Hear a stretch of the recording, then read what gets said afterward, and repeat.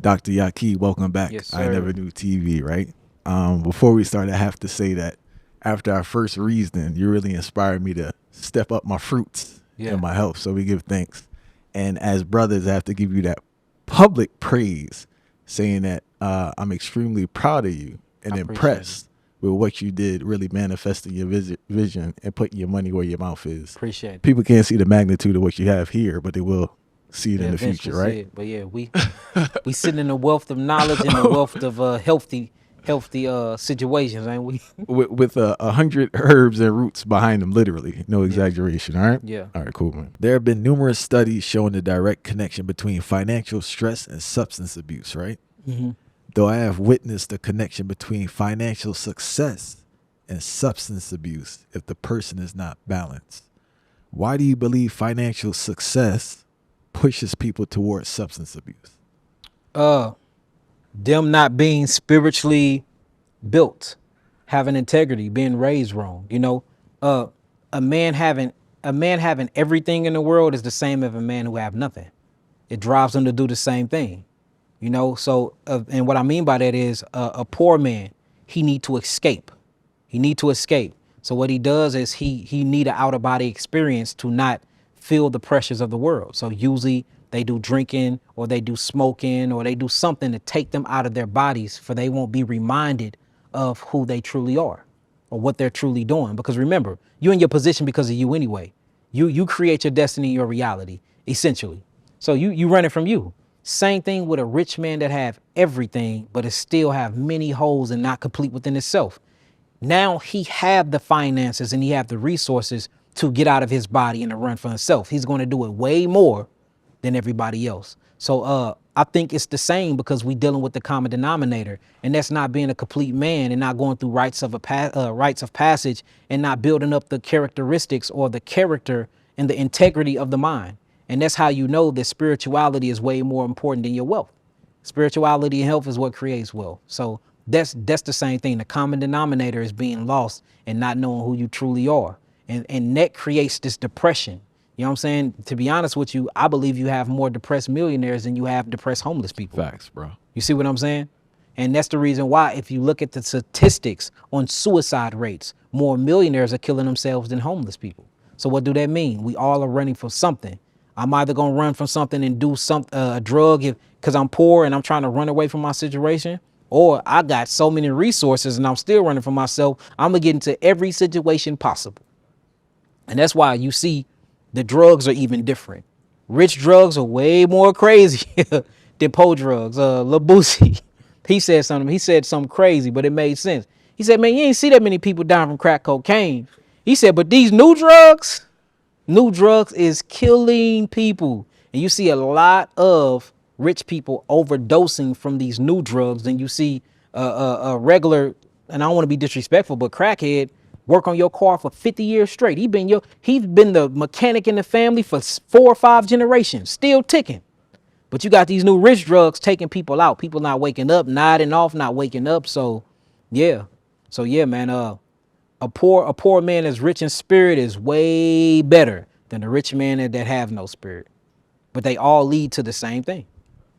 So it's all about escaping, man. I realized the biggest battle and the best battle in the world is to finally choose to face yourself. To finally choose it. It was the hardest thing for me to do. I looked at all of my past relationships. They all ended the same way. And I had to literally look in the mirror and say, all of my relationships ended the same way. Just maybe it's me. And once I was able to accept that and write down what was happening with my relationships, and I'm just talking about relationships with everybody, not just women, with everybody around me. And I wrote down on a piece of paper and I read it and I looked in the mirror. It was the ugliest dude I seen. But now I had a game plan to start fixing up that character and fixing up the integrity, taking away the ego, stepping off the high horse, being more humble, treating others like I wanted to treat myself, putting myself in other people's positions. You know what I'm saying? And looking at my faults first before I point the finger. And now, hey, I'm doing a very good job, and I'm making good relationships and building good bonds with people, because I'm not looking to fault anybody else. I always look at my wrongs first. And I'm glad you mentioned that, man. That's a big step. I had like a very good relationship with alcohol and Yeah, weed, like a very good me too. relationship, right? And what I noticed is that one, for myself, people don't want to acknowledge that it is what it is. It was escapism, but it was almost like company in a sense, fire. Like when I used to burn herb and drink, it's almost like somebody put their arm around Yeah, my you don't shoulder. need And I'm like, nobody to do it either. You can do it by yourself. you get what I'm saying? Yeah.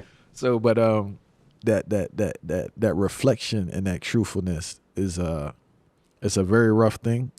But if you can do it, it's so liberating because Man, yeah. the infinite amount of it's like people don't understand how much that holds you back when you're not truthful with yourself. Because it's scary. The truth hurts. The truth is scary as hell. You know what I'm saying? The truth hurt, the truth scary. To realize that it's been me and it ain't been nobody else, it makes you say, well, then this big guy that I thought I was, this very intellectual guy who I thought I was, this very smart, successful millionaire who I thought I was, that don't mean a damn thing. Because at the end of the day, when I lay down at night, I'm still lonely with myself. Well, you can be laying, this one I knew it was me. Man, this is a personal thing that I'll tell y'all because this is all for experience. I remember laying next to a woman every single night, but was the loneliest man in the world. And wasn't nothing wrong with the woman. The woman was doing everything in her ability to make me happy, but I wasn't happy. But I was blaming her for not making me happy. And I had to realize she can't make me happy. I make me happy. So the issue wasn't the woman. The issue was the man in the mirror. And that hurts because now you got to search to see why you're not happy. And that void of figuring it out, of finding out, we want to figure out and search everything else. We want to learn every song on the radio. We want to learn everything about everything else, know everybody's business, know what's going on in Mrs. and Mr. Jones' house, but you don't even know nothing about who you are. And once I started doing that, I started realizing that things that I thought I liked, I really didn't like. Things that I really used to hate, I started liking it. I used to hate Jamaican music. I did not like it. I'm just being real. Man, I started really finding myself and not be experienced this with me 5 years ago. Now it's basically all I listen to. So I started noticing things about myself that I thought that I didn't like, that I end up loving when I started to realize who I was. And that's how you know I didn't know me. I didn't even know what I liked and what I didn't like. That's crazy. For you to be a person, be in this body for so long and you don't even know what you like and what you dislike, you ain't even know who you are. What's the saying they say? That the person you spend the most time with, you know the least about? Yeah, that's crazy. That's true though. I mean, even if you just made that up, that makes sense. In fact, somebody, that's what, I'm not taking the credit for this quote, is Dr. K. Adamawa Unite Father Jamaica, Yeah, Rastafari professor. That makes sense. That makes sense. So once I really started spending time with myself, being in solitude, I said, I like being by myself. I don't want to be around everybody. Because at first I had to be around somebody because it was keeping me from me, engaging in conversations, talking a lot. You know what I'm saying? It kept me from who I really was, and it kept me from acknowledging why I was addicted to certain things. You got to remember, I had a heart attack when I was 21 from the lifestyle I was living. So, once I really started really dealing with myself, taking away the drink, I don't drink at all. Like really taking away, I don't smoke at all. You know what I'm saying? I don't have an addiction.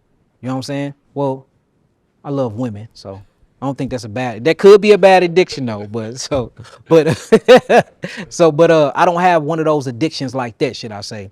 And man, I've been getting to know myself, and it is a beautiful thing, getting healthier physically, like really waking up and being intentional about myself, my health, who I am, the interaction with my children. Even my interaction with my children is different now. Like I'm a total different being, man, since we last even talked, just by choosing to love myself even more.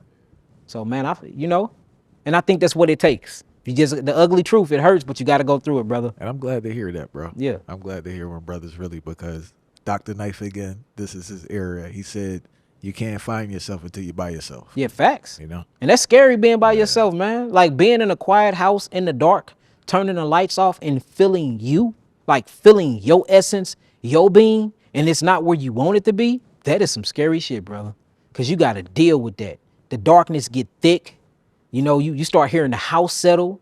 You hear little movements and cracklings. You can hear your heart beating. You can feel your blood pumping through your body. You can listen and hear your breath. It's like, dang, it's you. You just left to deal with you. Then them thoughts creep in. I'm not good enough. This is why I'm not good enough. I did that person wrong. Dang, remember you did that. See, it's because when you in the spotlight, I'm in the spotlight a lot. I get a lot of compliments. Everybody want autographs. They want They want pictures. It keep me in my ego. But when you by yourself and that ego gone, You got to deal with who you are and what you did, man. It be sins that you forgot you committed, that when you meditating by yourself, they get brought. Damn, I did that 10 years ago. I forgot I even committed that. And that shows you how desensitized we have become as a people. You can do some hurtful things in your past years. You either done suppressed it subconsciously, or you too much in your ego. You done forget that you did people wrong. You need to be more humble. You used to be in the streets. You used to gangbang. You know what that consists of. You need to be more humble about yourself. You know what I'm saying? So I'm just learning. I'm really learning to accept, surrender to myself, and after that surrenderance, take my power back, man. Like I'm in a whole new rebirthing of me right now. I'm talking about literally right now. I am in I was in the cocooning phase when we had our last talk. Remember, I was back working out in the gym. I stopped eating that bad vegan food, started eating good, healthy, plant-based food. Man, I'm in a whole new transitional phase in my life, and it finally feel good to face the fire. I used to run from the fire, now I face the fire. I'm glad to hear that, bro. Yeah, cool. Appreciate it. Come be a part of history and experience the sharing of wisdom from some of the most brilliant thought leaders in our community. Come see Muda Baruka, Styles P, Nori Muhammad, Lawrence Haja, Dr. Dorothy Holly, Dejaz Mach Kwasi, Deborah Hines, and Midwife Asasia impart their wisdom at Groundings with My Brothers and Sisters, a holistic health conference. A plant-based breakfast and lunch are included. Looking forward to seeing you there. What did you change the most in your daily process, or what I would call your personal operating system, to lose the weight but keep the weight off? What did I change personally? I started eating way more cleaner, and I started, it ain't even, you know what, I'm not gonna even say I started eating way cleaner. I started making my own food. Simple as that. I started making my own food. I mean, literally, and that's what kept the weight off. Because even when I was working out, right, we still was traveling a lot, going out of town, so I still had to eat at certain restaurants, even though they was plant-based, so-called vegan restaurants. But I noticed my weight would come back up from when I left from home. Whenever I go home, I lose 7 to 10 pounds and keep it down, and you will see my lean muscle mass. But as soon as I go traveling and we gone for 10 weeks, I would gain 7 to 10 pounds, but I was eating the same thing. So what I did was I said, hold on, even though I'm eating the same thing when I'm out of town, it's something in these ingredients that they cooking in the back of these kitchens that I can't see that's making me gain weight. And what it was the seed oils. When we cut out the seed oils and we stopped eating all fried foods, and we make sure we ate only organic, because they would tell you it's organic at these restaurants, and they probably not, and they won't tell you what seed oils they're using. Once we kicked out the seed oils, we kicked out fried foods, and we went 100% organic, and we kicked out all of the heavy starches and carbohydrates. That's how I lost weight and been maintaining my weight. That's literally what we've been doing. So 99% of the things I put in my mouth, I'm picking it, I'm growing it, or I'm going and getting it from the organic section, and I'm cooking it myself. I fired my cooks, I fired everybody. I make my own food. I make my own food. Am I lying, I be? We make our own food every single day. And I noticed that and I found that to be therapeutic for me too, because not only is it a way for me to meditate, yeah, and I know what I'm putting in my body, and I'm doing these things from scratch, and I'm making my stuff from scratch. So that's what it was. So it really wasn't a motivational part. It was just doing the process of elimination. Why in the hell every time I go out of town, I get bigger? And then, okay, it ain't this, because you're still working out when you out of town. You still doing your breath work. You still maintaining your meditations. You still disciplined. What's the common denominator? Oh, it's the food that I'm eating. Well, you eating the same food. Well, maybe it's how the food is prepared, and maybe it's the origins of where that food is coming from, and that's what it was. So once I started prepping and preparing my own food, I've been maintaining my same weight. And there's a second part to the question, right? And you explained it, right? But I want you to delve more. Why is it so important for people to constantly reevaluate and update their personal operating system? You have to. I mean, when you done talking, right, we are biological computers. If we are biological computers, that means we have a biological software. According to any tech, all software need to be what? Updated. If not, it'll get stuck in time, and then the actual environment around that operating system will become too advanced, and then that chip or that program can't keep up with the outside external environment. So it's very, very good to constantly reevaluate yourself and reinvent yourself, should I say, and constantly question yourself and things that you're doing while you're here in this matrix, because it's a grid. We're in a holographic universe. We're in a holographic reality. This is a simulation. You or biological computer chips operating through this simulation. You have to update your information. You have to update your wisdom, your knowledge base. You have to update your knowledge. You have to update your body to keep up with not only society, but keep up with consciousness, because consciousness is forever expanding and growing. And you will get left behind. These are facts. And you walk out on the streets and you see people left behind every day, all day. You see it. And just not, you don't only see it in conversation, you see it in people clothing, what they wearing. You see it in the way people interact with themselves and other people. You see it in the way people communicate. You see it. You see people get left behind every day because they don't look in the mirror and they don't reevaluate themselves to reinvent yourself. You have to constantly reinvent yourself. Everything in nature does it. Everything have a shedding process in nature. Snakes shed their skin, dogs lose their fur. Everybody go through these reinvention or this cocooning phase in their life multiple times before they die. Even your cells go through it. It's called autophagy. Every 120 days, your erythrocytes, or what you'll call red blood cells, die off and renew themselves. The bones, every bone in your body reconstructs itself every 7 years. Every 4 to 7 years, your hair follicle sheds off and you grow new, thicker follicles and strands. The nervous system, every cell in your body reincarnate or reinvent itself to keep up with society, to keep up with the environment that the biological body is in. Why don't you think you need to do that with your mindset? Because by default, every essence of your body do it. But when it comes to mindset, we just stuck in our ways and we want to stay the same. And all of those people end up lonely and dying alone, down by themselves. Time with doctors to figure out the source of a person's issues seem to be getting shorter and shorter. Ailments or diseases can be caused by a multiplicity of things. How does one identify if a health issue is caused by bad diet, stress, mental issues, or the environment, or other things? Well, all of it is caused by a bad diet, because your diet is not only what you consume by way of your mouth. You know, if you look at your body is a living organism. So you ingest and digest air, carbon dioxide, through your skin, your environment, signals from your environment you eat, electricity, electrical magnetic fields, EMF frequencies. So even though we eat things for sustenance like macronutrients and phytonutrients, you still get a lot of different types of signals that come from your external environment and your emotions that plays a very, very have a large impact on your chemical affinity that's in your blood. And remember last time when we was talking, I was saying like stress releases cortisol in the blood. So I can be in a relationship and we can be arguing with each other, or I can go to work and I don't want to be there, or they working me too hard. And mentally that'll create this state of fight or flight. And that state of fight or flight will release cortisol inside of my bloodstream, or fear can come in the fight or flight, and it can release adrenaline in my system. And that will automatically give me hypertension or raise the hydrostatic pressure, what they call the oncotic pressure of my vessels. And that'll give me blood pressure. Well, blood pressure going unchecked when it's in its high status, it can cause heart attack, stroke. It can cause this very, very hard dehydration. Sometimes it can cause what you will call aneurysms, all based off of an emotional state of stress that you're getting put in due to the environment or people in the environment. So it just shows you that food is not our only way of eating. We eat with our bodies, just like melanin eats the sun. Carbon melanated beings, they skin eats the sun. You eat air. We eating everything that's in our environment. So we just got to look at it from a standpoint that diet just only don't consist of things that you put in your mouth. It consists of everything that's around you. Your surroundings is your diet.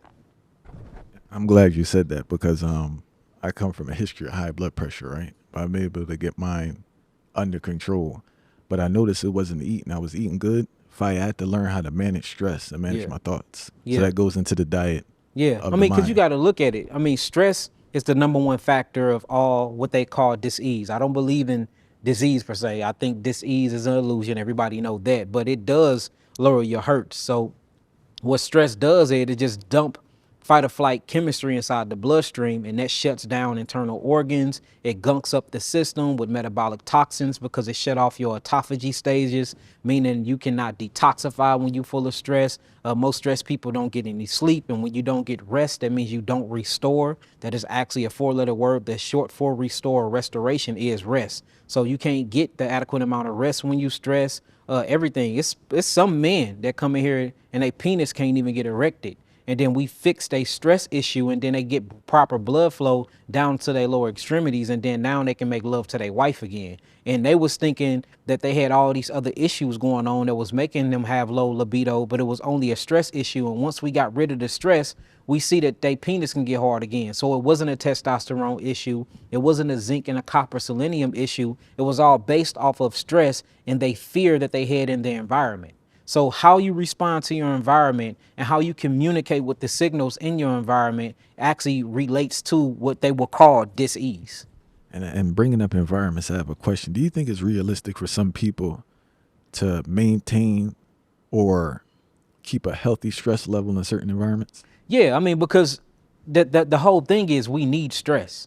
Without stress, we would die. We need stress. Stress makes us evolve. And when I mean by evolve, I don't believe in the evolution theory, the Darwinism theory that we came and evolved from monkeys or nothing like that. At least not our people. I don't believe in that at all. But we do evolve in a sense as we be in an environment for so long and we learn how to adapt to that environment in certain ways. And in order to adapt, you do have to mutate in some way for you can figure out ways to live longer in your environment. So I think stress plays a crucial role in evolution, especially when it comes to the consciousness and expanding consciousness of a people.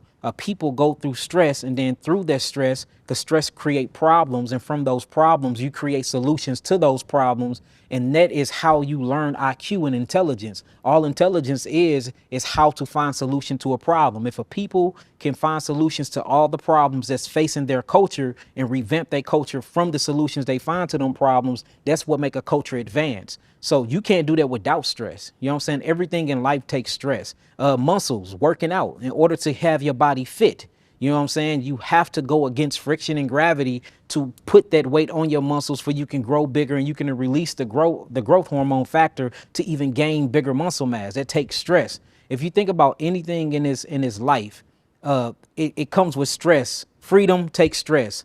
Beauty takes stress. I mean, you do got some women that just super gorgeous, but they got to keep up with that. You know, oxidative stress come in, they get wrinkles on their face. You know, they have a few babies, they breasts start to sag. They got to work out and keep those tones. So there is nothing in this world that all the goals that human want to achieve that doesn't take stress. So I think stress is very, very, very, very, I mean, it's a requirement.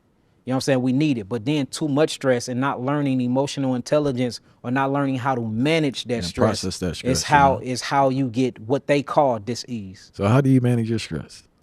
Breath techniques, diaphragmatic breathing, yoga is very good. Detoxing, getting in a sauna is very good. Lymphatic vibration is very good for stress. Humming, singing, you know what I'm saying? Sound bowls. There's many different things. Nature, going out in the greenery, because that's a stress reliever, being in nature alone.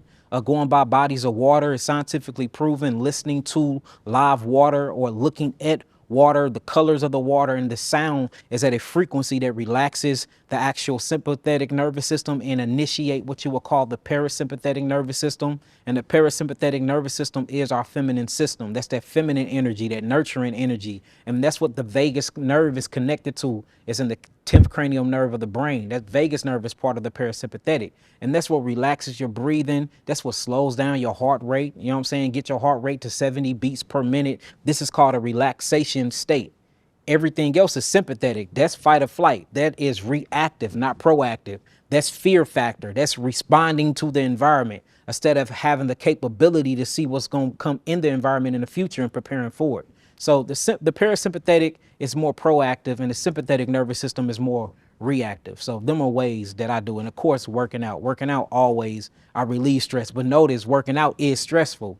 So I'm using stress to relieve stress. And a lot of people don't see that either. You can use stress to relieve stress. Some people get stressed out and they go put themselves in the most stressful situation ever, which is going to the gun range. I mean, you in there with people with flying bullets. How stressful is that? But that's a relieving factor to some people. So I think stress is really a perception or a point of view. It's a perspective. I'm glad you said that. And this is the last thing I want to say on this is that I've really been encouraging brothers to have healthy stress management techniques. You need it. Too many times. I'll give you an example, right? A dude that works at the airport to go to the strip club. Yeah. For stress release. Yeah. But he's bringing on more stress because he already broke. and the Yeah. little money he have, he's spending. Yeah. Those are the type of things I'm talking Yeah, about. it's you know? bad stress. Bad gambling problems, bad stress. Gym, good stress. Because you stressing your muscles, you building up lactic acid, you putting the cells in an anaerobic state. But that's going to create this environment that's going to release that human growth hormone. So your physique is going to start to change. From your physique changing, it builds up your motivation and it builds up your confidence. So using stress to kill stress actually bring you to a relaxation state, a state of peace, and a state of motivation to keep you going. But you use stress to keep going too. A lot of people don't realize that motivation is stress. Every time I think about something that motivates me, it's a stressful thing that motivates me. I don't want my children to go hungry. That's stressful for me thinking about that. So I get a self confidence and I'm motivated to keep going and keep working harder. I want to see my people healthy. I want to see my people dead and dying of disease. Thinking about that is stressful for me. But what I do, I get out here and I work every day and I make sure I see my patients and my clients to make sure that they getting rid of their anabolic, or what we'll call anaerobic, basically bacteria out of their body and getting oxygen in and getting phytonutrients and macronutrients in, for they won't be susceptible to what we call disease. So even motivation is fueled by stress. So stress is a very, very key ingredient that we all need to survive. It's just that if you don't know how to channel it or manage it, it can kill you. Last time we were in Jersey off camera, we spoke about this a little do bit, it. right? Anunnaki. And the question I have is, man, I've read numerous creation stories, right? Whether it's the dreaming Aboriginal creation story, Egyptian creation story with Ra Nu Shoot, American Hopi origin story, or the Dogon creation story by Amma. The one that makes the most sense to me is the Anunnaki, right? Mm-hmm. In the Anunnaki theory of the origins of humans being created to be slaves, the violent nature of humans, massive increase in technology, and the character Adamu and the story that has similarities to the name and characteristics of Adam in the Bible. But the first thing I want to talk about, man, is the breakdown they have that human beings were created to be slaves. Yeah. I know people don't like hearing it, but when I observe human beings fight on daily life, it just seems like not even the average, but majority of people, they need to be told what to do. Yeah. They're not really into like fending for themselves. Yeah, I mean, when you look at it, biological entities that we call human beings have something called the worship gene. If anybody think I'm lying, just Google the worship gene in human beings. We have a worship gene. So there have been genes that have been unlocked in our systems and certain other genes in DNA that have been suppressed that gives us the worshiping feeling. That's why, Christianity is a very big worshiping type of religion. Every religion, whether you get into the Muslim community, every religion have a very, very worshiping type of entity that's involved in that interaction. And notice that they, instead of looking in the mirror and seeing that you are comprised of everything that God is truly made of, you look in the sky and you bow down and you live your life guided off these certain rules that was given to you by an entity that you can't even see. And instead you fail to look in the mirror and say, dang, I am a piece of that entity. I'm not saying worship yourself, but I'm gonna think very highly of myself. When I pray, I don't hear another voice. I hear my voice in my subconscious mind in my head. So we were definitely created with a worship gene. When you get into the Anunnaki story, Anu, it's actually a Hebrew word. And what it means, Anunnaki means from the heaven to earth they came. It makes total sense. When you look at our genes, when you look at what we comprised of, when you look at different blood types, A, O positive, A negative, something marked not only our blood, but something marked our genetics. And I think Elohim, when you get into Elohim, that's my last name, Yahki Elohim. Elohim just means Anunnaki. It's these group of beings. When God's in the Bible says, God said, let us, plural. It says, and God said, and Elohim said. Elohim is God. And so when you look at the word Elohim, it means God with an S, gods, plural. So many gods created man. It said, is God, and God said, let us make man in our image and after our likeness. So it shows you that mankind is a template and we look like our creator. That's the first thing they said, right? And then once you see that, then it says what they gonna do. I'm gonna give them the dominion over the fish of the sea, the birds of the air, whoopty whop and this and that. But notice the instruction came. He created Adam and Eve. He put Adam and Eve, Elohim did. So Elohim, these gods created man, this biological man. They put this man in a garden, right?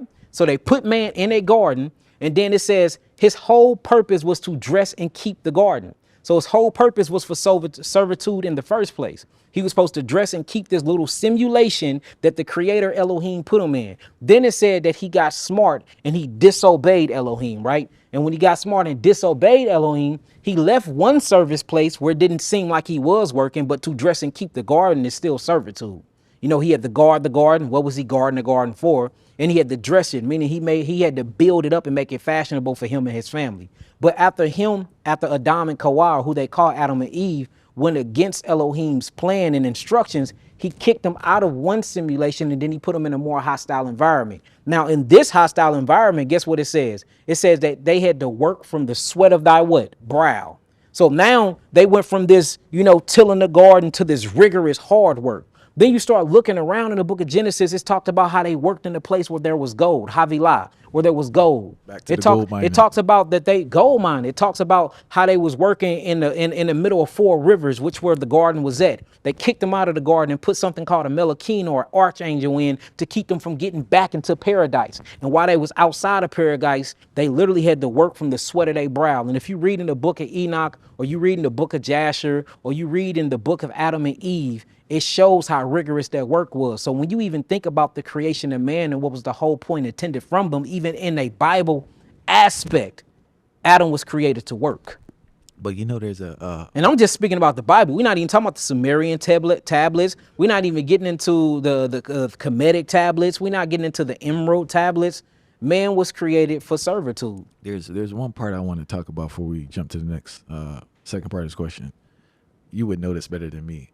There's a verse in the Bible where Adam says he doesn't want to go out there with them. Mm-hmm. And it's kind of like a contradiction in a sense, because if that's the first man, who's the other people he doesn't want to go out there even with Cain and Abel, when Cain killed Abel. It's Cain that said that, right? Cain killed Abel, and he basically he put a mark on Cain, and he put Cain outwardly in basically the world. And he put a mark on Cain, and he told everybody else not to kill him. So if it's only Cain and his family and all of this, then who was supposed to be killing Cain? So yeah, it's so many different, when you start reading the Bible, and I'm speaking from a person that basically, you can call me a biblical scholar. I read and write fluent Hebrew. I taught a community. I had my own temple, and me and my big brother Malachi Maccabee taught the Bible. I was teaching it personally. I taught it for 13 years before I left the Hebrew community that I was in. Never said I left the ideology, never said I left even some of the practices of the Bible, but you notice inconsistencies, names changes, same people, different ages change. It's 2 creation stories from Genesis 1 and 2. One, it says we all come from the water. Then another one, it says some things came from the earth. So, if you read it, you just have to remember, when man writes something, it's not going to always be 100% correct, because man is going to be involved in their ego. It's going to be different types of programming. It's different languages comprises when you read the Bible. For instance, in one chapter, it will say El Elyon. In the next chapter, it will say Edonai. In one chapter, it will call him El. The next chapter, it will call it Yahweh or Yahweh. So, anybody know, if you just do a little bit of research and read it slow and read it in its original language, which is Hebrew and Aramaic to Greek, you will see the inconsistencies. Now, I'm not knocking it for what it's doing, though, because it is taking you from your animalistic nature and it is reinventing you to become a newer being, high elevating into Christ consciousness, or the Keta chakra, which means it's taking you from your flesh and it's making you involve your flesh and connect it back to your spirit in a more advanced way to look at reality, for you can love yourself and love your brother as you love thyself. So when you look at it in that standpoint, I love it. Even when you get into the book of Genesis, or in Hebrew we call it Bereshith, chapter 1, verse 29, it talks about our original diet before sin actually happened in the garden, and Adam and Hawa was kicked out of the garden. It shows you what we ate. It says that we were supposed to eat fruit bearing seed after its kind. We were supposed to eat the herbs. The herbs were supposed to be for the healing of the nations, and we were supposed to eat fruit bearing seed after its kind, and we were supposed to drink the water. So if in the beginning nothing died, we are supposed to live eternity in the flesh and in the spirit. Now we only live eternity in the spiritual aspect, and we got to take on new forms of flesh to keep this thing going. Now this flesh died. Back then they was living to be 999 years old, but through sin and corruption and technology and messing up our pollutants and our oxygens and the oxygen in the environment, now we went from 120 years to only making it to 66 years old, speaking of black men in America. So even when you look at it in that sense, nothing died back then. So if nothing died and everything was supposed to live for eternity in this paradise that we call the Garden of Eden, notice what their original diet was. It was fruits, vegetables, melons, and herbs to heal. Nothing died, so you wasn't eating meat. Then in fact, when you get to the book of Revelation chapter 21, when it talks about how Elohim descends its spaceship from the earth, they call it the cube or the Merkabah, and it talks about Christ coming back, the Christ consciousness coming back, and Jerusalem descends from the heavens, the Hashemayim. It descends from the heavens. It reminds me of a spaceship returning, or Nebaru returning back to earth. But notice what it said when Nebaru returned back to earth. It said that we was gonna get superhuman like powers, gonna get our powers back. It talks about 144,000 being mighty and having the genetic code to be able to jump and fly over mountains. But it always go back to the diet too. It said it was going to go back to a tree, and these trees bear 7 different manners of fruit every week or every month or something like that. And when they eat these fruits and eat these leaves, it's going to be for the what? The healing of the people. It's going to take away their pain. And this is just a beautiful thing in the Bible. Whenever it talks about meat, it just seemed gruesome. It seemed sinful. But whenever it talks about vegetable fruits and herbs, it seemed like salvation is something that's freeing yourself and freeing your soul. And these are facts. So even if we believe in an ideology that Christ is going to return, which I think is the Christ consciousness returning, I think is the Nebaru returning, bringing this planet back into the gravitational pull of this earth, which according to what I've been seeing is already here, because we've been seeing multiple suns. I know that some of these suns are sun simulators. These are fake suns, but it's another one. It's another one that's looking real promising. But I think that's Nebaru coming back, which is the second Christ, or the return of the Christ consciousness. And now you see more people going into veganism, realizing that veganism is full of crock. Now they switching over more into the beginning diet, or what I'll call the Edemic or the Edom diet, the paradise diet, which is fruits, berries, melons, vegetables, and herbs when you're sick. And there's a second part to that question. I'm reading about the Anunnaki, how they criticize humans for being violent. Yeah. Do you think man's natural state is to be violent?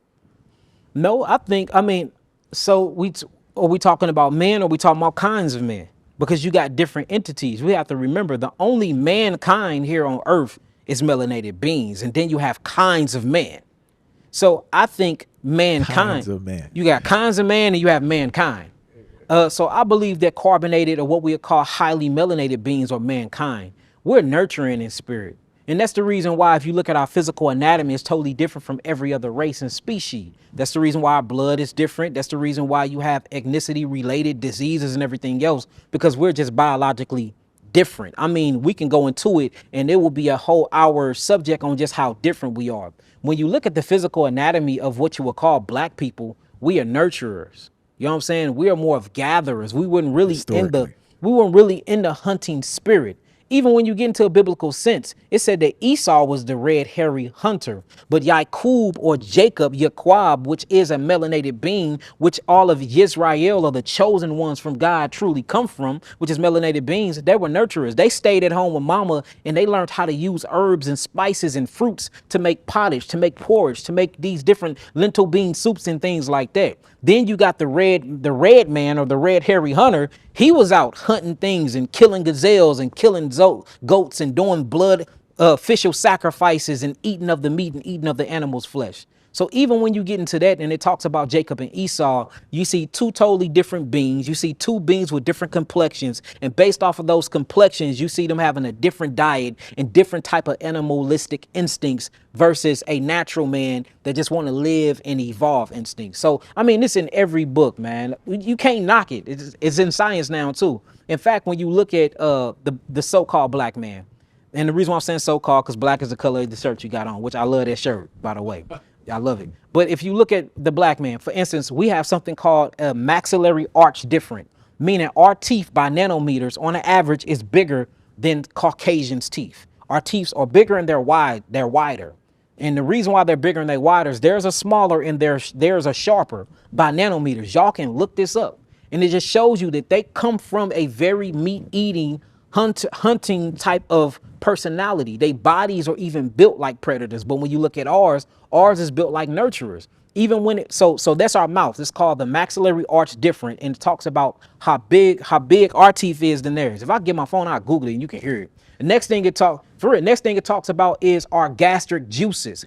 The gastric juices inside of our stomachs of so-called black people is lesser than the gastric juices inside of Caucasians, meaning that the hydrochloric acid in their stomach sac get hotter than ours. That's why they're able to break down complex proteins that come from a carnivorous diet, but ours can't, and it end up giving us leaky gut, putrefying and rotting inside of our systems, and we get all this fungus and mold built up from it that shuts down our kidneys and our adrenals. Not only that, it talks about the microbe difference, the actual profile of the different bacteria that's in our gut, that's in the lining of our rectum, our anus, and that's in the black woman's vagina. It's a total different microbial profile than it is in Caucasians. So the microbial or the micro profile, or what you call the microbiota, is different. The size of our teeth is different. Let's not even talk about the skeleton structure in the brow bone. And the shapes, the hair texture is different. Ours is kinky. It has a sixth spiral to it. Ours grow towards the sun. Theirs are straight, kind of like a dog straight. And I'm not talking about, I'm just speaking science. And it grows towards the ground. If you look at the chemical bases, the three bases that make them up, they're made of nitrogen, sulfur, and ammonia. We are made of carbon, copper, and selenium. That's inside of our melanin. They have melanin too, but it's a different form of melanin. This is why 80 to 90% of all so-called black people are lactose intolerant. And the reason why is because our bodies is constantly trying to detoxify nitrogen out of our bodies, out of our genes, and out of our cells, and out of our DNA. They are made with those bases. That's why they can drink milk, because guess what milk is made of? Nitrogen and ammonia. So they can drink lactose and have their ice creams and go and live the best life ever. We drink the same thing. We're going to get a immediate detoxification response, and our body trying to get rid of that ammonia and trying to get rid of that nitrogen. So we get the bubble guts. So if you look at everything that goes on, everybody is not the same. There are 7 root races, and that's because Elohim was potentially, or the Anunnaki was potentially made of 7 different beings, and these 7 different beings came together and they created their own races. When they created their own races, they tinker with the genes a little bit different than they tinker with everybody else's in the blood types. That's why we got different gene sequence, different blood types, and different skin complexions. They did different hairs because they created their creation to look like them, and that's why when you read about the book of Noah, it talk about Noah having blonde hair. It talk about Noah in the book of Jasher having these blue piercing eyes. Matter of fact, when Tahar, which is Noah's father, had him, he was scared shitless because he said, hey, this don't look like me. So it just shows you when they created the creation, they created their creation to look just like them. So, and that's the reason why I don't like the concept of us worshiping other gods that don't even look like us. I don't like the concept of worshiping anything in the first place, to be honest with you, because I'm a rebellious person. I don't have the worship gene. If it was, I done reconfigured it or something. But I don't like that. And that's the reason why your toys have to look like you. You know, and I'm not being racist. I'm just being real because I'm rebuilding culture. I don't have a white Superman in my house. Superman black. I don't have the white Spider-Man. I have Miles Morales in my house. I'm going to bring the black nappy-headed, Spider-Man in my house. So we have to be very, very selective because it can create an inferiority complex with your children. And now they can't identify with themselves as being powerful because every time they see something that's powerful, it's in the image of somebody else. And of course, all these things was done on purpose. But yeah, man, the Anunnaki, the creation story is very, very true. And I'm saying basic biology, just getting into human biology and taking a few certification biochemist course will show you something created us, and whatever created us, it was a different creator that created everybody else. And we look like our creators. There is no reason that there's up to 9 billion different people on this earth. And then you can break them down into 7 root race groups, and these root race groups biologies are totally different. I mean, night and day. And they have marked these, and they call them melanin phases, where you got melanin 1 all the way to melanin 6 phase, and we'll be phase 6, or they call us non-ether beings. And our classification is broken down different from everybody else, and all of us have different foods. But when you look into the animal kingdom show you that you have something called the fowl kingdom or the bird kingdom, right? These birds are different. Even though they all have wings and they all fly, they're different in sizes, right? Some of them only eat honey nectar, which is what you will call a hummingbird. It only eat nectar out of trees. The other ones eat just meat, what you will call a hawk or eagle or a vulture. Some just eat nuts and seeds.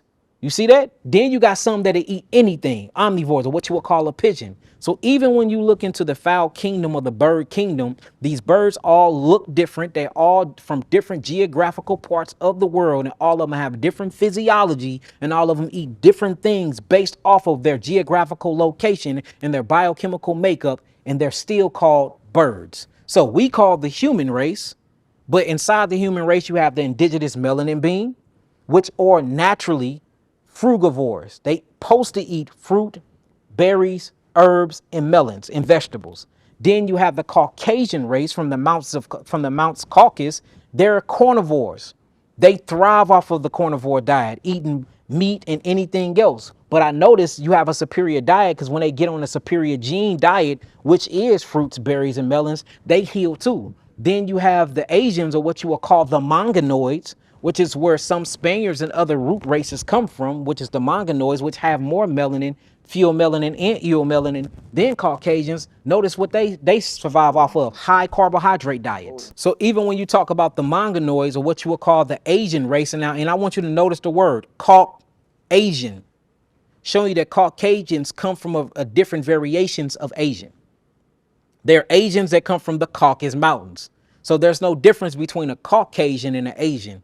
The Cauc before the word Asian just mean they derive from a different geographical location, because Asians have melanin. But when you in the mountains and you underground and you subjected to the cold, your pigmentation change, melanin inside of the body changes for you to adapt to your environment. And this is where you get a Caucasian from, Caucasian or a European from. So, and notice Asians, they're more carbohydrated driven. That's why they like their white rice. They eat rice with everything.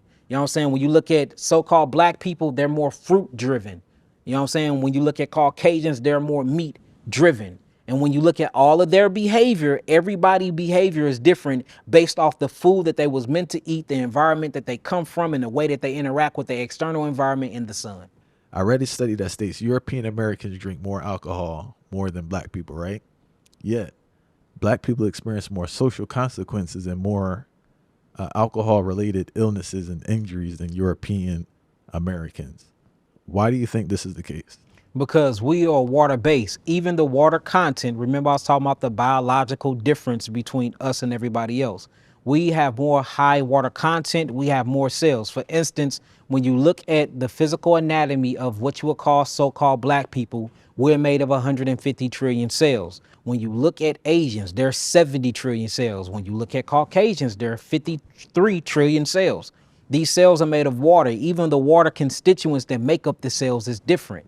So we have a higher amount of water. So the moment that we get low in our water from drinking dehydrated drinks like alcohol, it automatically sends us into a dehydrated state. Dehydration, you start lacking oxygen. You lack oxygen, you flip the polarity of your cells. Your cells become positively charged instead of negatively charged. It's lessen your hertz. When you lessen the frequency in hertz, it lessens your voltage. Now we can't be powered by the sun, which makes us susceptible to what you would call disease. They don't have enough water content in them, and they're made to mutate to these environments like us. We're very, very old original people. And since we're very old and original, we wouldn't upgrade it and create it. So say if the Elohim created us and we were some of the first creation, right? And then you have all these other different Elohim or younger brothers and sisters that learned from the first creation. They're going to say, well, I'm finna put all types of gene tinkering in there. So not only when I make these two beings together, I seen when you made it yours, you didn't put a gene that made them susceptible to the cold. So now if you put him in the cold, he gonna die. But with this being I'm making, since Big Brother made a mistake in his creation, I'm gonna make sure that I put something in his genes where he can take the sun or the cold. Who would that be? That's your Caucasian race. So I just think during that creation, since we're the original creation and our creator created us first, all the other subspecies that came after us from the younger brothers and sisters looking at Anu and looking at Inky and Enlil creating a other species, they got to learn from their mistakes. They got to learn from their mistakes. And you just see different genes and mutations and variations and other newer people to this planet than older people on this planet. So you can put them in different environments and they will basically evolve in those environments, but you put us or subject us to certain things and we die off quicker. And that's the reason why we're the highest in heart attack, stroke, diabetes, STDs. You have to ask yourself, why are we so subjected to these things? And that's because we're completely out of our culture. We're completely out of our worship. I ain't even say worshiping, out of our religious practices, and we're completely out of our geographical location. Now, I believe that this is the original geographical location, but the reason why I made that statement, because this geographical location have morphed. It is totally different from all the environmental pollutants and everything that they putting in the air. And these fake suns, man, these fake suns are really, we finna see a lot of turn up, man, because they got all these different countries are creating these false suns. Come be a part of history and experience the sharing of wisdom from some of the most brilliant thought leaders in our community. Come see Muda Baruka, Styles P, Nori Muhammad, Lawrence Haja, Dr. Dorothy Holly, Dejaz Mach Kwasi, Deborah Hines, and Midwife Asasia impart their wisdom at Groundings with My Brothers and Sisters, a holistic health conference. A plant-based breakfast and lunch are included. Looking forward to seeing you there. Like they had the race, I guess, for the moon or to go out of space. We're in a modern race to create artificial suns, right? And the question I have is like, why are South Korea, China, India, the US, Japan, Russia, and the European Union racing to create artificial suns? So it's many different ways to go with this one. To me, I'm gonna go with the spiritual one first. When you look at the sun is the creator of all physical things. You know what I'm saying? We are people of the sun. The sun was created by a higher entity, but I think it's the Antichrist, because, you know, when you look at from a biblical sense, it says that Christ is the sun, S-U-N. But we already know symbology, Christ is the sun, S-O-N. So when you create a new sun, you're being anti-Christ, because you are literally trying to recreate or knock the original sun out of its position to create your own. Now, the reason what they said is to make basically a sun out of a nuclear capacitor. What they say for they can do it without creating carbon dioxide, because they pushing this whole climate change bullcrap on the world, which there's really no such thing as that. Now, I believe that it is something going on worldwide that's happening with the climates. That's why you see all of the different, you know, species washing up from the oceans. You seeing catastrophic events happening everywhere. They shooting all these different satellites up in the air. They putting sun stimulators on the natural sun, and then you seeing all these false suns rising. The problem and the issue with that is it's under a different light code spectrum. I actually studied this. So they tried to get it as close to the sun as possible. I got an artificial sun in the room right there. It's called biophotomodulation therapy, but it gives off the ultraviolet light therapy, and it gives off that red spectrum. Theirs give off more blue than red. And we know that blue light spectrum from the sun is very, very stress inducing. But we know that the red light takes away stress. So you got to just start asking yourself, for one, y'all making false suns. Not only are y'all making false suns, y'all putting these suns in the sky. And then when you putting these suns in the sky, you're turning up the blue light more than the red light. And the blue light induces stress, specifically in what you would call carbonated beans. So what are you really trying to do? Right now, hold on, I got to keep this going. Did you know that you can order sunlight? I didn't know you. Give me my phone real quick. I want to. It can be completely dark out now, and you can order sunlight from the fake sun. Watch you. I know you probably like, man, Yahki crazy. Look, check this out. New company just started where you can order sunlight from your cell phone. People ordering the sun.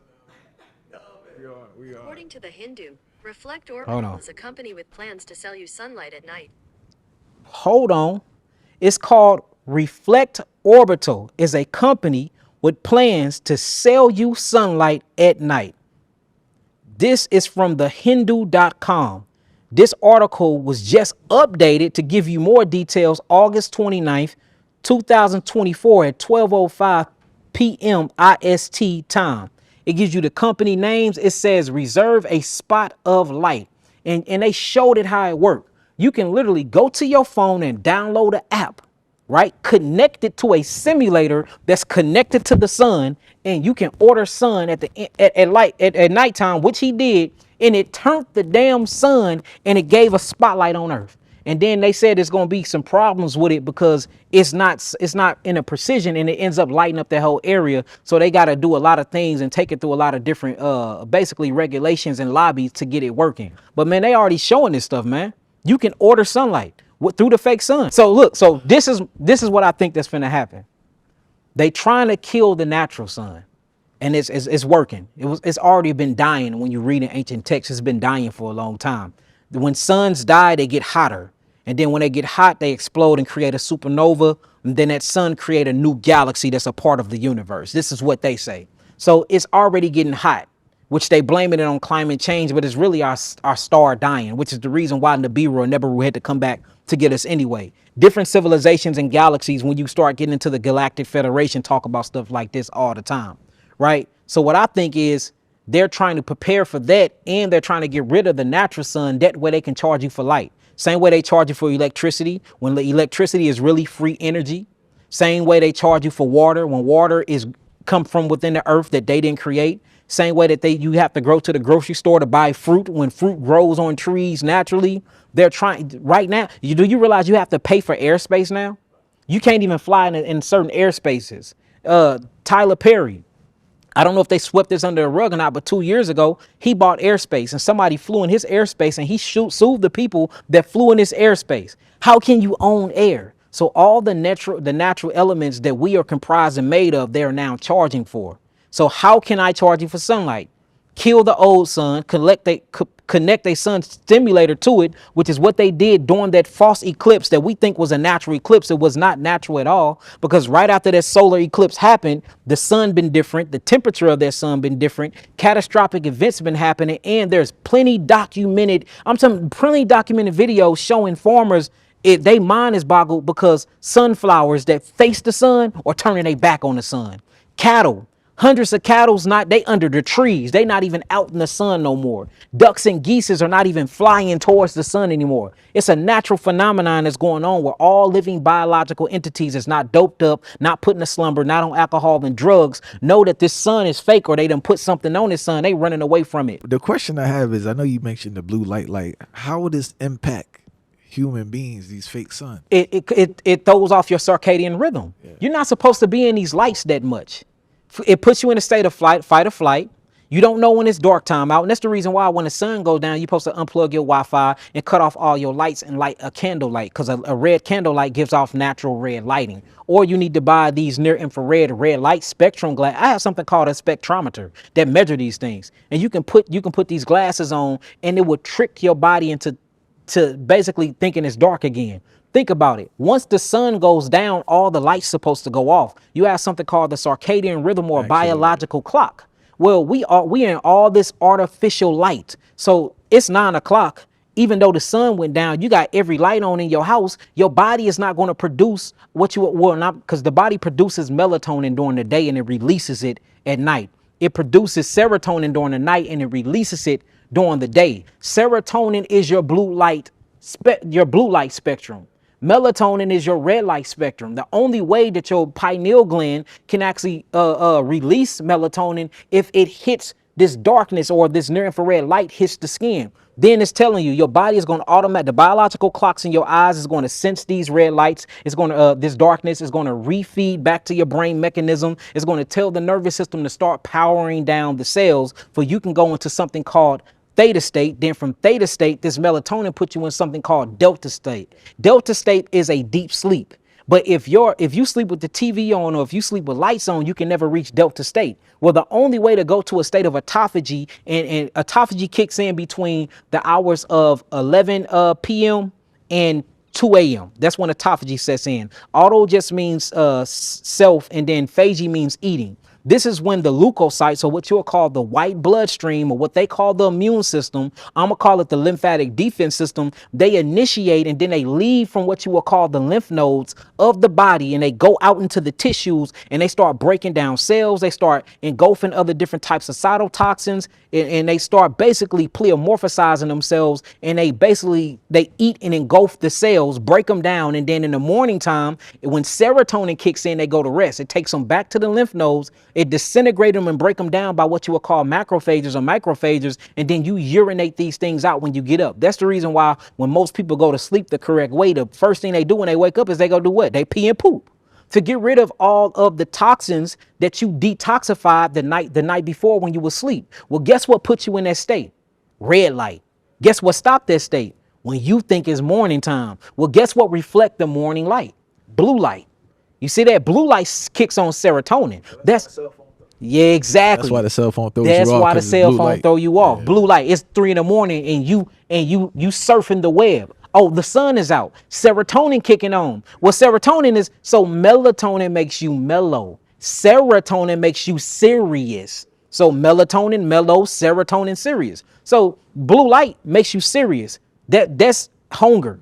Now you hungry. That's, oh, I'm thirsty. Now you want to drink. You see what I'm saying? Oh, that's mean I need to get up and go to work. So now you got this stress inside of your system when you're supposed to be relieving yourself from this stress to go into a relaxation state for you can restore or rest. And you can't, look, your liver kicks on at 3 a.m. When your liver kicks on at 3 a.m., when you have melatonin correctly within the system, what happens is your liver produces something called glutathione. Glutathione is your detoxification chemistry. That's what detoxify your liver. Your liver is one of the most important organs in your body because it's the chemical factor of your body. If your liver can't detoxify itself and the hepatic ducts can't open up and release bile, you can't break down fats. You can't create cholesterol. Cholesterol is what creates sexual chemistry, pregnenolone, progesterone, testosterone. Do you wonder why your testosterone levels are low? That's because you ain't even dealing with the sun and the light right. So the question was, how was the artificial suns affecting us? Shit, a whole lot, brother. A whole lot, man. There was a super dope movie circulating out of the UK, Supacell, right? Yes. I'm pretty sure you saw it. Man, did I see it? Do you realize what Supacell is? That's not a series. That's not a series. You know what that is? That's an observation. That is an experiment. See, look, my mom used to always tell me this. She said, the message is in the movie, get the picture. The message is in the movie, get the picture. So when you look at Supacell, notice it's called super. Super means to be superior, supreme, and a cell is a small thing that has organs in it, or organelles, right? So Supacell is this series based off of black people, so-called black people. Can't be nobody else because only so-called black people get sickle cell anemia. This is only a so-called disease that's prone to us, which I believe is truly a super power gene, but we've been made to think that this is something wrong with us, right? But in this specific series, anybody that had the sickle cell trait or had sickle cell, they had the ability to react with their environment and be activated to have supernatural powers. You see that? And guess what happened? All of the people with sickle cells were kidnapped by a white government, and they were either killed, experimented on, or they had MK Ultra done to them, and they came and they worked for the government agent to go get other people that had sickle cell anemia. Now, peep the basis of it though. All of them was gangbangers, selling drugs, drug users in the hood. They did it all in poverty states. Same thing as cloning Tyrone. The same exact, look, they showing us this stuff in the movies, man. But like I was talking about with toxicity, we already went through that. Deficiency. A lot of us are very deficient in minerals, phytonutrients, macronutrients, carboxylic acid, not amino acids. All right. Now what happened is we are adapting now. We're adapting to this new simulation. The sun is fake. The water is contaminated. The air is contaminated. Earth have lost all its minerals. Now our next stage is what? Mutation. It's coming. The glow up coming, man, and it can't be stopped. And the reason why is because you cannot destroy melanin and you cannot destroy carbon. You can change the way it interact with itself in the environment, but you cannot get rid of it. We don't die, we multiply. We Elohim children, man. Hey, with Supercell, right? Do you feel there's a specific reason they gave them those specific powers? One was jumping in and out of timelines. The other one was strong. He can build things because that's what we have the capability of doing, and we do that throughout our everyday life, and you just don't even know it. You jump in and out of timelines and realities and go through different the dimensions of densities whenever you go to sleep and you're in your dream state. So I just think that like I said, there was an observation film that wasn't a film. That was documents that's going to be released. I bet you, give it 20 years from now, there's going to be unclassified documents, the same way they did with the brain gate theory, showing that we can have telekinesis and we can hemi-sync our brains, we can see through walls, and now with CIA declassified documents proving these things. It's going to be the same thing on that, on how so-called African Americans or melanated beings in the world have supernatural powers that they have been suppressing through pharmaceutical companies, through GMO foods, through foods that are very, very ultra processed, through contaminated fluoride poisoned water, through candies that have hyperactive sugar molecules in it. There is a reason why they keeping us doped and drugged up, because it suppresses our genes and it suppresses our cells and it suppresses our ability to be like gods. We are made after its image and after its likeness. So that means we possess the very unique abilities and powers that our creator possessed. And they figured it out before. I'm not going to even say they figured it out before us. They came and suppressed our ancestors, and then they taught us a different education to make us believe that we were human beings, and we not.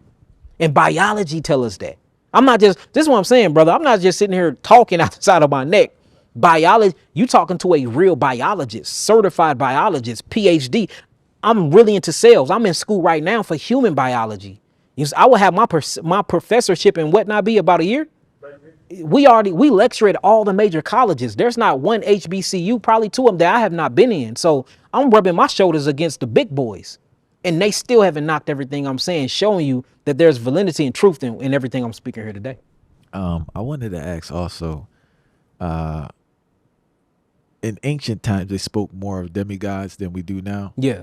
Do you believe demigods exist in these modern times? You see a demigod every time you turn on the TV and you watch the football show. You see a demigod every time you turn on the NBA channel and somebody is jumping 7 feet in the air over a person that's 7'2" and they're dunking a ball. You see a demigod when you got a person like Stephen Curry that can go half court and shoot 100 shots to only miss one.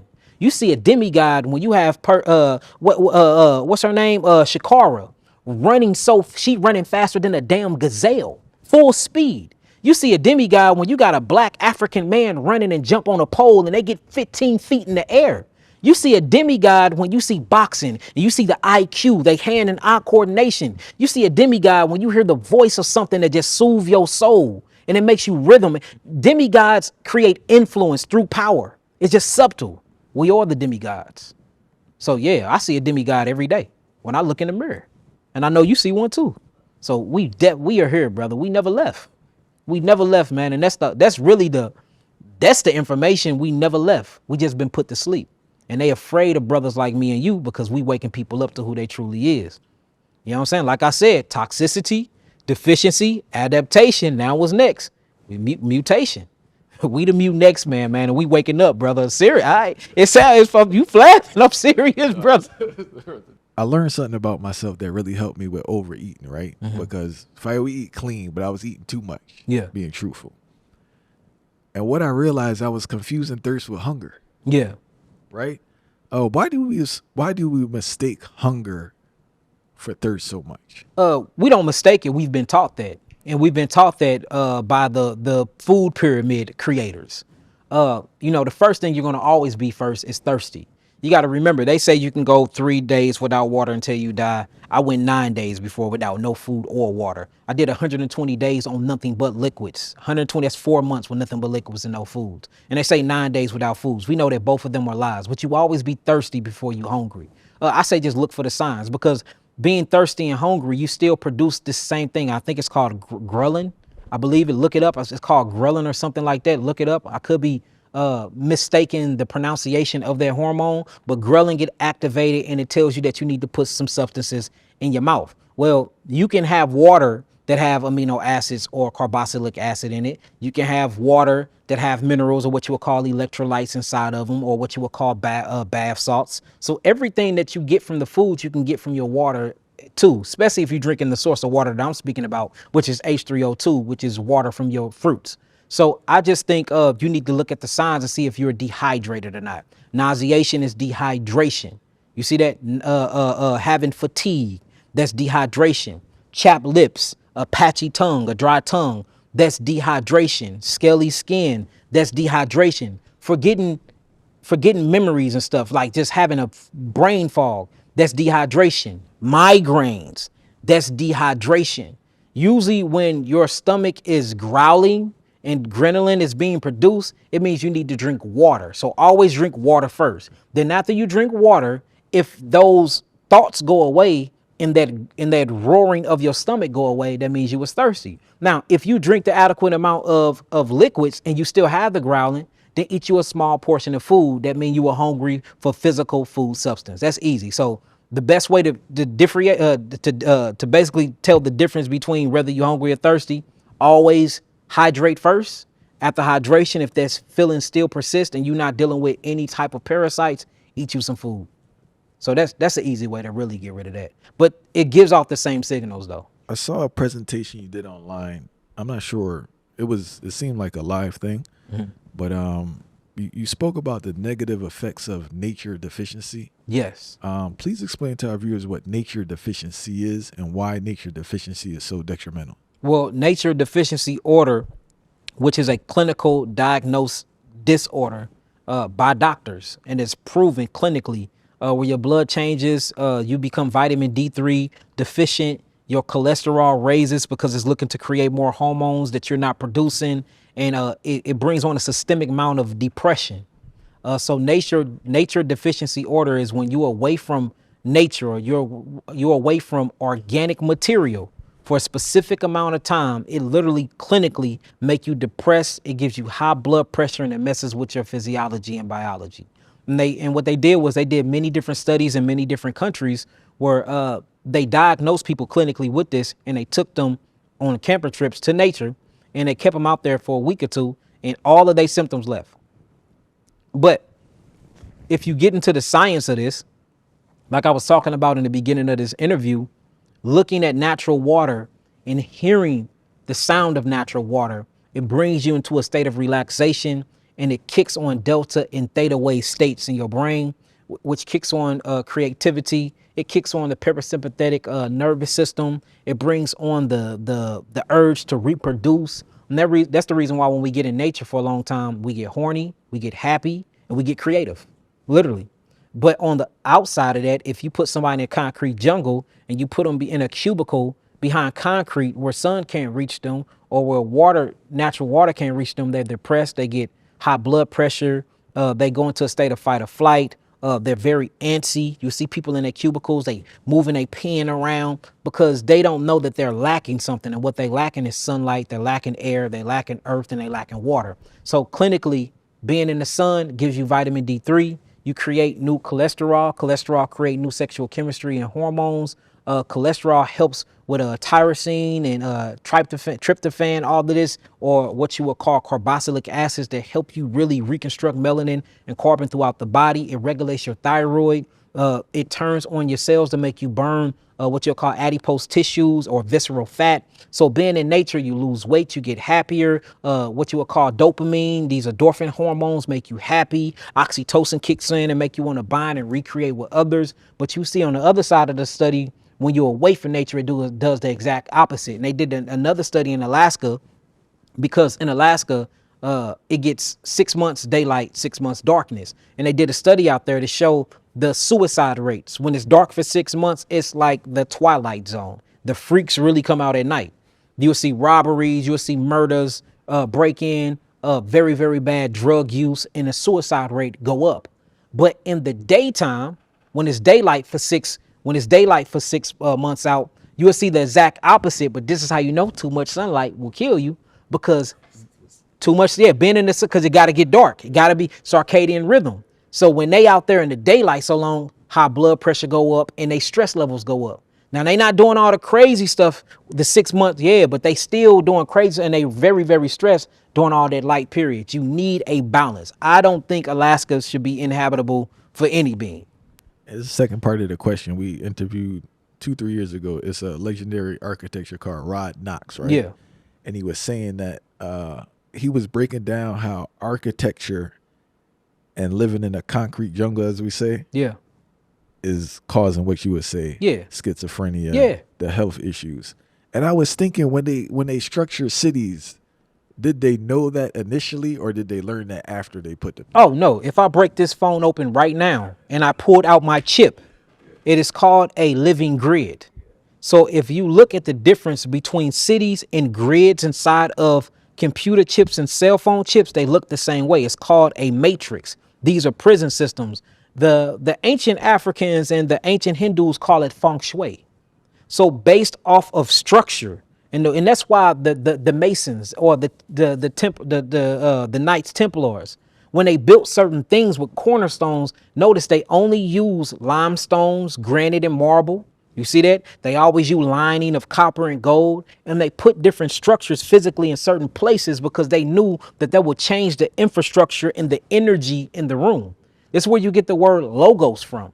That's a logo right there, the Yahki Awakened logo, but that emits its own frequency by the shape and the color of it. Same thing when you look at a picture or when you hear the word mean logo. So just like you can speak things and speak energy on somebody, you can build energy on somebody too. There's a reason why they call it a prison cell, and you have something called a biological cell inside your body. And certain things can't make it out of themselves. That's the reason why cells are the way they is. That's why they're the space they is, because this does something psychologically to your mind. Notice if you look at older homes, they base models and the template that they was built off of look totally different from the homes today. And notice all the homes back then was built and made with brick. Notice most of them had some type of antenna that went into the sky. They call them cathedrals. And they generated electricity. Notice how they do our homes now. You get more flat roofs or more roofs like this. So structures, shape, and vibration all bring in a certain type of frequency. So yeah, feng shui is real.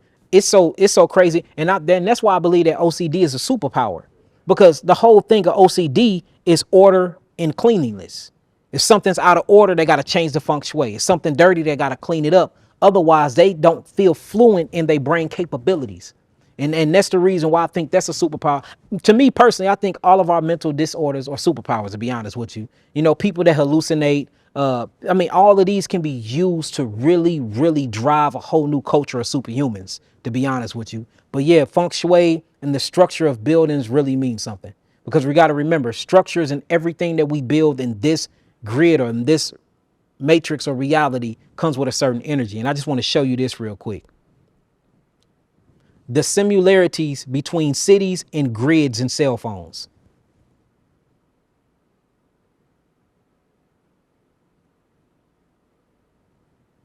And this is just showing you this right here. This is showing you Rome. It's showing you Paris. It's showing you Dubai, Alaska. It's showing you all of these, right? And then it'll show you a phone grid or a phone chip. And they all look the exact same. Now check this out. Our cities look just like phone chips.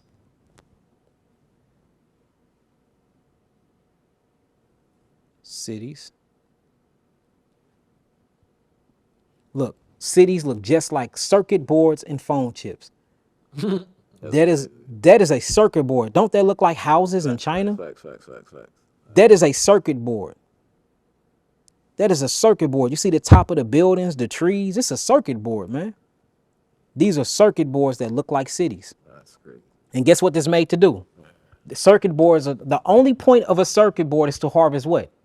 Energy, electricity, to be a conductor of information and to hold in house information. So we are being experimented on. This is a fishbowl, man. So now the question is this. Since we see that we're in a circuit board or we're living in a phone chip or a grid and they shape just like the cities, and we know that the purpose of a phone is to harvest information, the purpose of a circuit board is to harvest information and energy and electricity, we are being harvested. Who is harvesting us? Who is harvesting our energy and our information? Everything we do is information based now. Everything. Think about it. Everything is driven by information. Most of the things you buy is because something subconsciously told you to buy it. Most of the waters you drink because you heard it was the best water to drink, which something subconsciously told you that. You can be thinking of something right now because these chips are interacting with your brainwave patterns, because your brainwave patterns is not in your head. It's about 6 inches to a foot above your head. Scientifically proven. Y'all can look this up. Dr. Bruce Limpton and Joe Dispenza have proven this, clinically proven at that. You touched on something I hear a lot in the street fire. People always bring this up, saying that, man, I was thinking something and I saw it on my cell phone, and please break down your understanding of that this thing that's happening so much now. It's many different prototypes out. The last prototype is by Elon Musk, and it's called Neuralink. And you really look at what these is. They claiming that you have to put something in the brain, but we gotta remember we already are part of the internet. We're entering the net of things. It's called bandwidth, which it stands for body. So band is body area.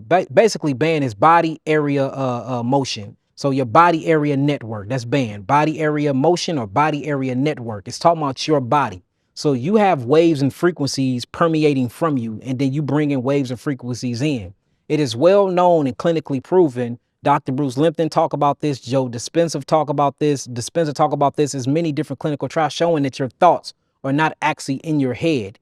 You're actually entwining or communicating with signals above your head. It's this big potential of energy and idea and waves. And if you meet that frequency, you pull that thought in through magnetism. It's called the electrical magnetic grid. At the top of this grid, you have this great potential of ionic potential of thoughts that's above your head. It's like, I think they said it's 8 inches to a foot above your head.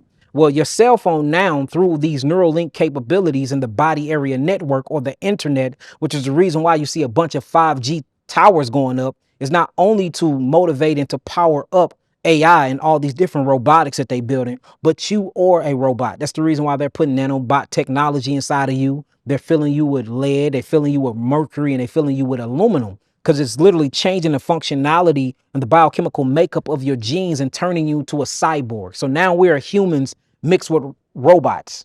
You can look this stuff up, and they do this through, putting things in your bloodstream. They do it through putting certain minerals and stuff in your cereals, putting certain mercury and stuff through your milks. They do it through basically fortifying your foods, which you allowed them to do that. We signed off on that in the 1960s for them to start fortifying our food because we was losing vital minerals. And then through this fortification, notice what's in it: mercury, metal, lead, and nanobot technology. So now we need something to communicate. So now if you have a thought, you can literally be thinking about a bicycle and don't mention it, and you can open your phone up on Facebook, and what's the first suggestion you will see?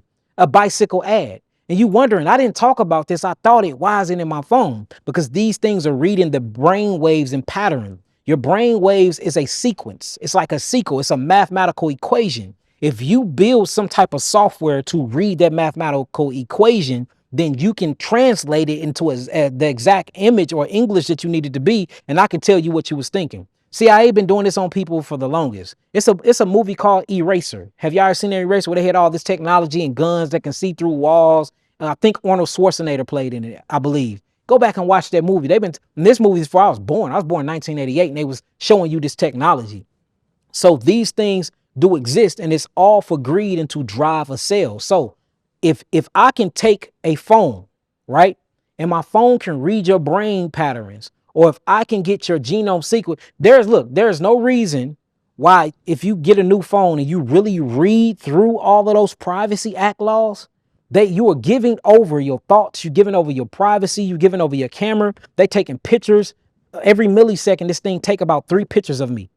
And you can turn off the lights and use a UV light in it to show the phone taking pictures. The phone is constantly recording your conversation, seeing the things you like. The actual grid inside the phone, or the circuit breaker, is emitting a frequency, and it's giving you called bioloop feedback of your brain pattern waves.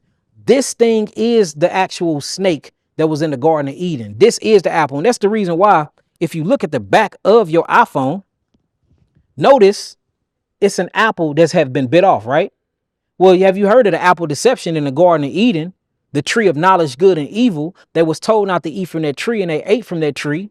And once they ate from the tree, they had knowledge. They knew it all. And that knowledge was going to cause the actual collapse of man or mankind, because it was high technology. This the same type of thing. So this is the tree of knowledge, good and evil, and the high elites or the serpent trying to get us to eat from this forbidden knowledge, and we doing it every day. So your cell phone, man, is crazy work, man. This is a very, very spiritual harvesting device. And if you go through it, you can, all your dark secrets in here, all your nasty pictures in here, all the pornography that you search the web is in here. Everything that you think about, you put it in your phone, whether you physically do it or whether you mentally do it. So these things are harvesting our souls, our energy, our spirit, and is dehydrating the hell out of us and giving us cancer too at the same thing. So this is the tree of knowledge, good and evil. So yes, your thoughts are not in your head. Your thoughts are above your head, connected to what you will call your electrical magnetic spectrum, a grid. And if you reach the frequency of that thought, you can grab it from the air.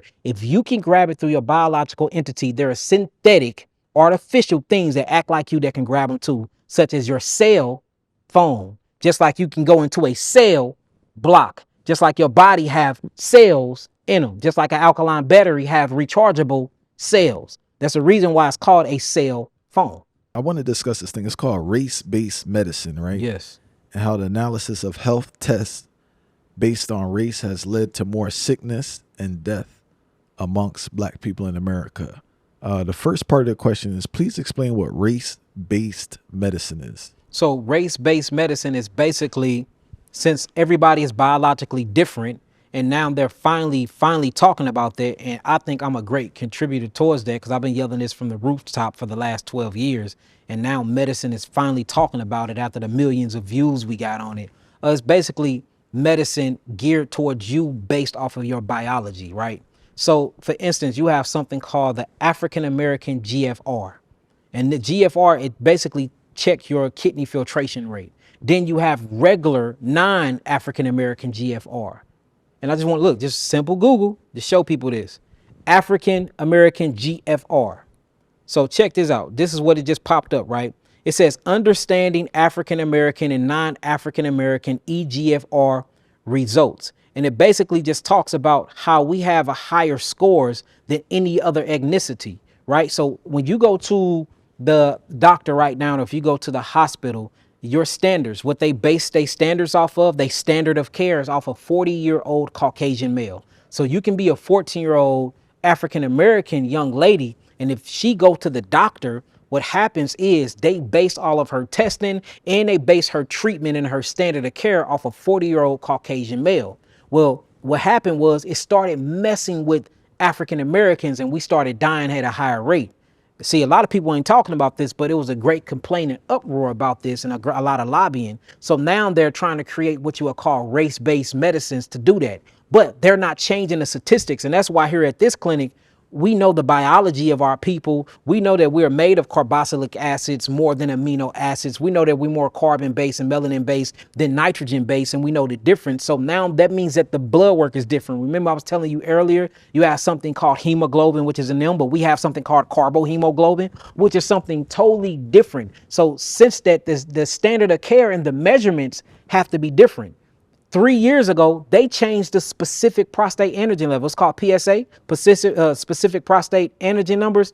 It used to be 0.1, and that mean that you was neutral. And anything over that mean that it had an indication that you had prostate cancer or your prostate had a cancer antigen attached to it.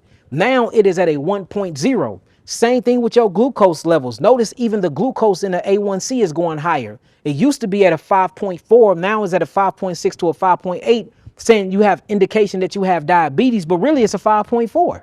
You see that even the hemoglobin numbers, hemoglobin is starting to drop. So they're changing the numbers. And since we are full of melanin content, and since we are full of carbon, selenium, and copper, and ours, since they changing the statistics because everybody getting sick, so they got to change to meet the needs of the people.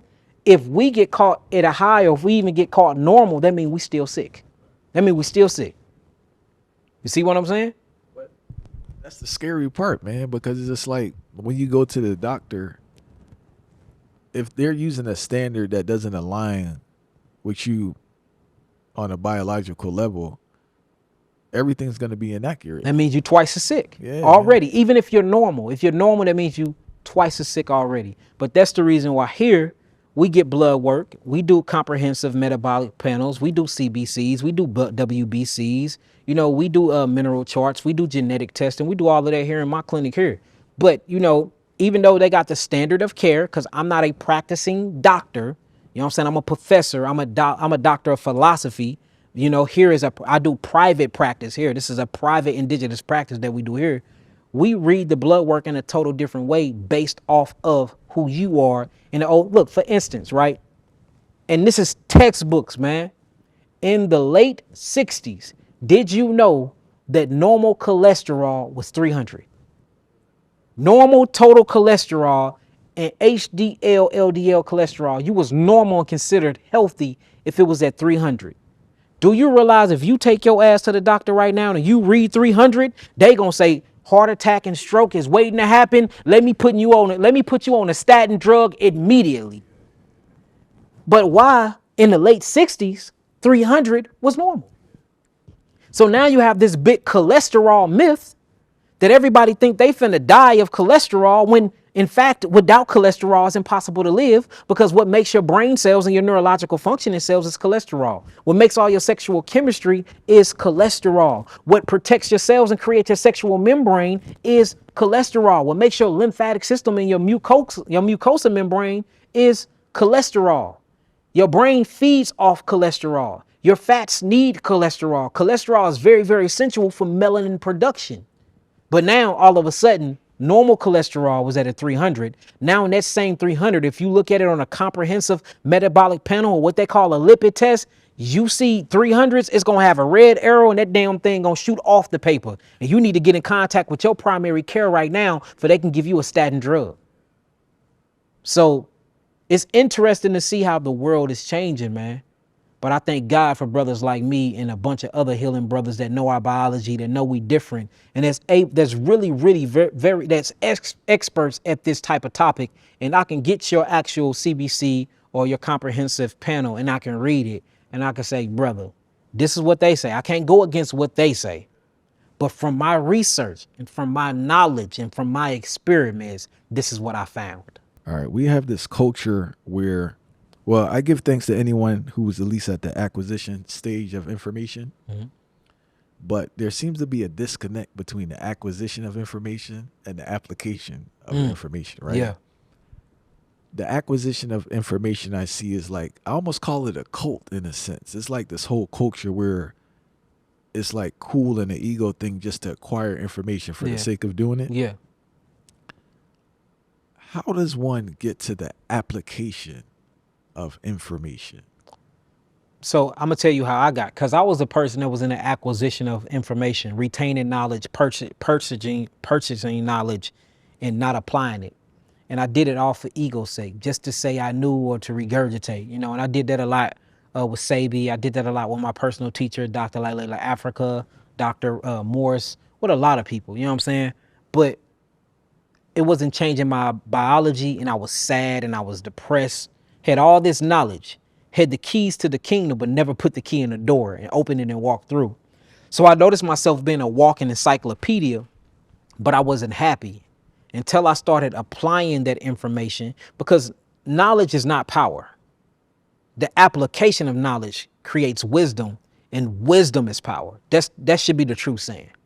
But until I started applying the knowledge, then I started changing, then I started feeling better. So I think how to get somebody to that point, I don't think we can. I think some people are made to be fakes and some people are made to do the true work. And that's what I think. I think some people are selected and here to be a distraction. And I think real workers, that's in us. It can't be taught. It can be initiated, it can be inspired, but it's always been in us. But me, I just looked up one day and I said, I want to know if this stuff is really true, because I'm speaking it. I speak it good. My recall is impeccable. I have some of the best recall in the world. You know what I'm saying? But I had recall, but I had no wisdom, because all the knowledge that I had within me, I never tested it. So I said, let me start testing this stuff. And it broke my heart, though. I'm not going to lie, because the more and more I tested everybody who I learned from, their information was not correct. So it led me to believe that they was acquisitions of knowledge and not applicable, or not applicants of knowledge. They learned from a lot of other people, and they never tried these things themselves, because when I went to the laboratory and tested these things, when I took these things and tested them on myself, when I stopped eating food for 120 days, when I went on an all juice fast, when I went 2 years frugivore, when I got a microscope and went to biology school and got my certification in biochemistry, and I did my own experiments, I noticed that my results was different than 99% of the people I learned from. So I said, dang, was they the same, acquiring knowledge and not really testing it? Because when I test this knowledge and I apply it, now my talk is totally different from what I used to regurgitate and speak from other teachers I learned from. And you can kind of tell who is doing the work and who not doing the work, because they sound like everybody else.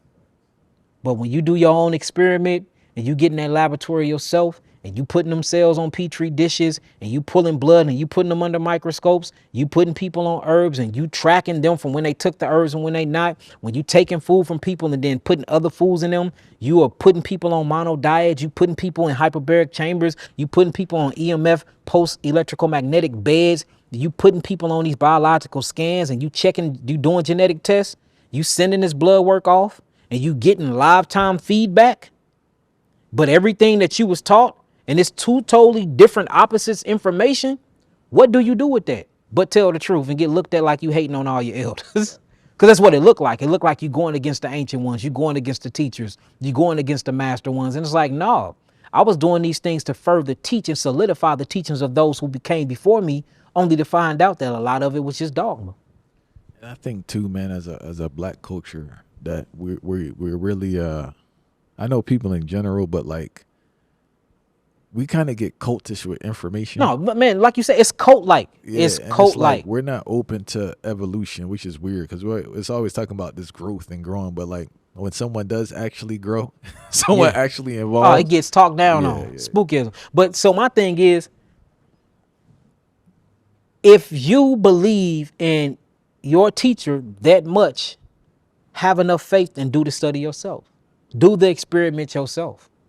You know what I'm saying? And then you have to come to realization, if it don't turn out the right way when you follow these person's words, then obviously they were wrong. And there's nothing wrong with somebody being wrong as long as they're willing to correct themselves. I've been wrong about something on a worldwide platform. I knew I was right, but I spoke too soon and I had to make a public apology to the whole world. That didn't feel good. But can we say wrong, or could we say that's the information you knew at the time? Well, I mean, the reason why I'm saying wrong is because it's wrong whenever you don't experiment. Whenever you don't experiment or experience is wrong. It is flat out wrong to regurgitate anybody's information that you haven't applied to yourself. Can you say that again, please? It is wrong to regurgitate anybody's information that you haven't applied yourself. One more time. People really. It is wrong. It is super wrong. I think it's very irresponsible, especially if you have a big voice, to hear something, regurgitate it because it feels good and sound good, and leave out the actual experimental experience part. You cannot call yourself a healer. You cannot call yourself a scientist, because we prone ourselves on factual evidence. And the only way to get factual evidence is to get your ass in that laboratory over there. That's the only way to actually conduct the experiment. That's why when you read published articles, even though they're highly motivative, people paying billions of dollars for corporations paying billions of dollars to these colleges to persuade the results. Yet and still, I want to keep the fine part. It says results. At the end of every article, it says results, factual evidence. The results of this study concludes. And then it breaks down the studies. Well, we took 16 applicants. We took those 16 applicants, we put them in this geographical location, and we stopped them from eating this such and such, and we gave them this such and such. We watched them over a such and such amount of period of time, and we did this. And these were the results. Nobody goes through. See, you know the crazy part about people, especially these Google scholars now, they never read the summary. They only read the title. They go through all the summary part and they teach you the results. They never talk about the experiments in the experience. And that's what our generation is lacking. Experiments. So I take my hat off and I applaud anybody that's in the field searching and foraging their own herbs, that's going in the field and not getting it in a dried form and learning what it looks like when it's still in the ground, because we gonna need you again, because we ain't gonna be able to get this from the stores anymore. For the people that go on long fast and see the physical change in their physiology and their structure, because you did the work and now you know exactly what happens when you fast. To the people that are getting into the laboratories and taking these cells off and dissecting them and putting them on petri dishes, can't nobody tell you nothing about a cell anymore. Somebody that's taking blood and studying it under a microscope, you can't tell me nothing about blood and about pleomorphic bacteria. I see where they come from. I done seen it 1,000 times. They come from the white blood cells. You're not catching parasites from outside the body. Only 2% of the parasites you catch come from outside of your body. Most of them are pleomorphized inside their own cells that come from the white blood cells. I can show you that in real time. That's nothing that I got from somebody. Now, did I hear this before from a German biologist? Yes, but guess what I did? I took the information, I experienced it, and then I made it applicable, and now I showed the world. And he didn't even do that. So yes, man, it's very, very dangerous. We're in a very dangerous culture with information. It's a bunch of children with Uzis right now, and they don't know what to do with the guns. They're just shooting up everybody, and there's a lot of casualties happening from it in a spiritual sense. Information is power. It is very knowledgeable, but it can be deadly if used the wrong way. And that's what this generation is doing. They're taking the knowledge. They're not vetting the knowledge. They're not testing the knowledge. They're just feeding their ego like I used to do myself. So I'm not knocking anybody, because I was one of them until I woke up about 9 years ago. And I said, you know what? Let me get into a school. Let me get into biology classes. Harvard is now doing free biology classes in biochemistry. Let me take one. Took one, and I said I gotta go to school for it now, because it awoken something in me.